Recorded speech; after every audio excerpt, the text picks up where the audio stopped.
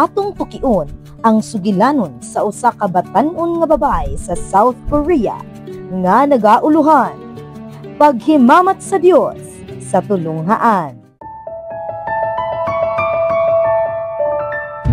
Sukad pa sa pagkabata, si Yoonhee nagtuo nga kinahanglan siya moadto sa simbahan matag Sabado kay pastor ang iyang amahan sa usa ka gamay nga simbahan sa South Korea. Apan sa paglabay sa panahon, napulan siya sa simbahan ug sa kinabuhi isip anak sa pastor. Nasuko siya nga kanunay busy ang iyang amahan bisan sa gabii, holidays ug maski ilang gilaom nga family vacation na kanselar tungod sa lubong. Sa dihang 16 anyos na siya, si Yoonhee mipadayon sa usa ka Adventist nga high school sa Seoul. Sa sinugdan, murag sama ra kini sa ordinaryong eskwelahan, gawas nga nagtuo sa Dios ang mga magtutudlo ug naay regular nga pagsimba.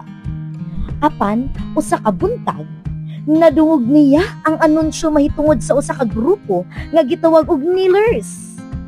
Tungod sa iyang kaulawon, nagdala siya og usa ka amiga ug mitambog sila. Sa ilang pag-abot, nakurat siya sa iyang nakita. Mga teenager nga malipayon nga nagaawit sa simbahan.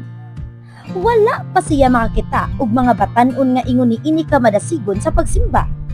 Sa ilang pag-ampo, nasaksihan niya kung giunsa nila pagigsulti sa Dios nga tinuod og mapailubon. Sa unang higayon, nasinati niya ang tinuod nga kalinaw. Tungod sa Kneelers, si Yoonhee nakakaplag og kalipay sa pagsimba. Naghuna-huna siya. Kini ang buhi nga pagtuo. Ug sa paglabay sa panahon, nagkalalom ang iyang relasyon sa Dios.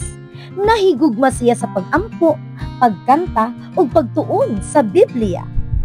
Sa dihang natapos ang iyang unang tuig sa eskwelahan, dili na bugat para kaniya ang pagsimba matag Sabado. Ang iyang paboritong bersikulo sa Biblia mao ang Filipos 4, mga bersikulo 4 ngadto sa 7 nga nag-ingon, "Pagmaya kamo sa kanunay diha sa Ginoo. Pag-usab, magaingon ako, pagmaya kamo.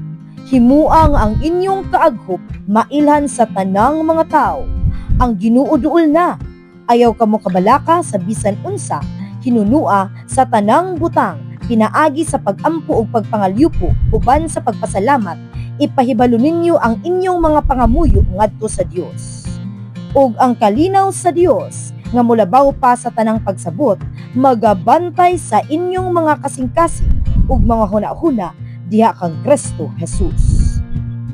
Si Yoonhee nagtuo nga gidala siya sa Dios sa Adventist nga eskwelahan aron matabangan siya nga makakaplag og tinuod nga pagtuo ug pagpasalamat sa tanang butang.